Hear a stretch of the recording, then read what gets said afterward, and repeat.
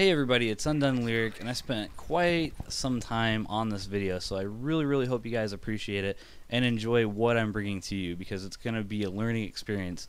If you're having a hard time at the game, this will definitely help you. It's helped me so much after I really figured it out.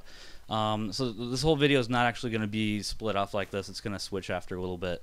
But I just want to give you guys a really good perspective, and I'll get into that in a second when I explain what I'm doing. But both of these videos you're seeing side by side are perfectly synced to the exact second. So it's all good.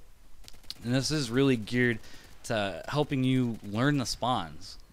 Learning spawns in Call of Duty is always equaling success. Alright? Now, one thing I want to kind of get into a little bit here is Modern Warfare 3. Is it broken? Yes or no? And I'm kind of interested to see what you guys might say on that. In some ways, yeah, I feel like it has its problems. Every game does. It's not perfect like any other game I've ever played. But once you learn how it works really deep down, it's not really so much broken. It just works differently than some of the other Call of Duties as far as the spawn system works. Okay. Now, like I said, about it being broken, yeah, it kind of rewards bad players, helping them do better and all that kind of stuff. Yeah, and, you do get, pretty I know I get really frustrated sometimes with the stupid stuff that happens, but it's just different. All right, we're not used to it.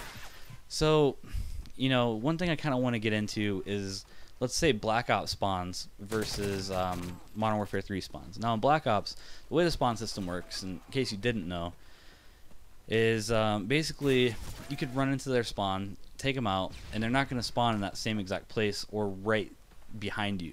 They'll spawn a little further around the map, and you're not going to die as much going into their spawn. So rushing was a much more viable way to play that game. It worked great, good stuff. Okay, and that's how I always did it, and I was pretty good on Black Ops, and I will say myself. All right, now Modern Warfare 3 spawns, they're going to spawn in their spawn whether or not you're there. And I actually have a part in this video that I've already pre-recorded, and it pauses and it zooms in on the spot where it happens, and you can actually see up on the top right hand side of me killing the guy, and you can also see on the above view there. I'm going to zoom in and you'll be able to see exactly how it all goes down. And it actually doesn't really, I'm sure that guy felt like he got spawn killed. I would have. If I would have ran and going over here and the guy spawned right behind me, I would have been like, oh, I got spawn killed again.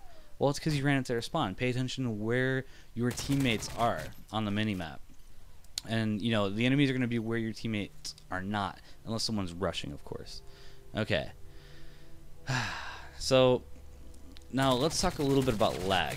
To me, lag is pretty much the same old story on all the Call of Duties. I can go to a Modern Warfare 2 lobby right now with a Spaz 12 and a red dot, and I could aim it right at some dude's face, shoot my bullets off, and then I'll die because he no-scoped me, right? Watch the kill cam. I didn't even shoot my gun, okay? Lag right there. Alright, Black Ops. Call of Duty Black Ops freaking nickname was Call of Duty Lag Ops. I don't know if you guys ever heard that. I heard it thrown around all over the place. That's what a lot of people called it. Was Call of Duty Lag Ops. So that one lagged too. Modern Warfare 3 lags. It's gonna lag. And the only way they're gonna ever prevent the lag for sure is to get dedicated servers. Straight up. And I can understand the concept behind the what was it, lag compensation. I can understand like where they're trying to come with that, because most of the time if you had a really good beastly connection and you were host, no one could touch you, and they were trying to just kind of tone it down for the people that had hosts to where it was trying to be even. It kind of failed out a little bit, but it only affects you when you're host. It doesn't affect everybody else. Okay. Oh man. So the thing on lag, I know I've been in lobbies, I'm sure you've been in lobbies where it felt like it was nearly a perfect connection. Not really many problems, worked pretty good, and you're able to kind of do your thing. And, everything was going pretty well, bullets were dropping people, all that good stuff. I'm going to go ahead and probably stop talking here, because I'm getting ready to interrupt myself. So, here we go. Whoa, pause the video. We're going to go ahead and zoom here on the bottom right hand side, and I'm going to show you this guy runs right into our spawn. I spawn on the bottom right hand side of the screen down here, and I come up and shoot him. So on his screen it looks like, hey, this guy spawned right behind me. Oh no, this game is broken. It's just not the way it works. I mean, just look at it for yourself. Okay, I'm going to resume the rest of the commentary. Okay, so now that we kind of have that out of the way, and you can see exactly what I'm talking about, you have a better idea on what's going on here, okay? You know, I mean, lag, I'm going to kind of go back to lag a little bit. I'm going to hop off that subject, but, you know, when it comes down to it, it's all on the person's connection you're connected to as far as lag goes. Now, if they get dedicated servers, like I was starting to get into there for a second, if they get dedicated servers, that will eliminate a lot of the lag problems that you typically see. You know, I don't know if the Call of Duty franchise is ever going to do dedicated servers. I really hope they make an effort to think about switching over to it, because a lot of the other older Call of Duties, people still play those. So it'd be worth investing a couple, you know, what, maybe like $1 million total, you know, out of the, how many billion do they get out of this game? You know what I mean? Like, I don't know. So now I'm going to go a little bit into another comparison on the Black Ops versus Modern Warfare 3.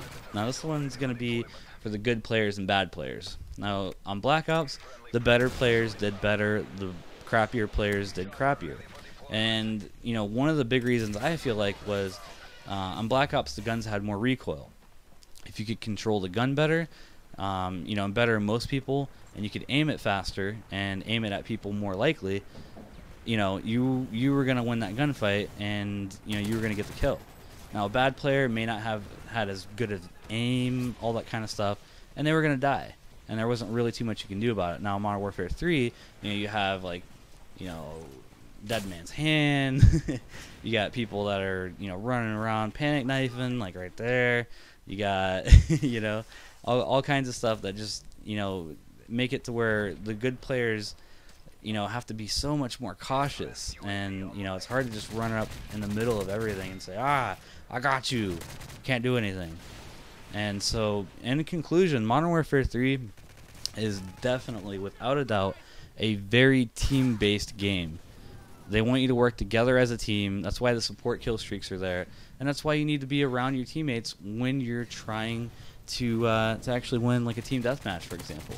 And it works the same way in Domination. You know, they spawn around each other by their flags, or flag, depending on what they have. So, in conclusion, that's pretty much the end of the gameplay. It's getting ready to wrap up here. That's about all I have to say about everything. You all have a great day.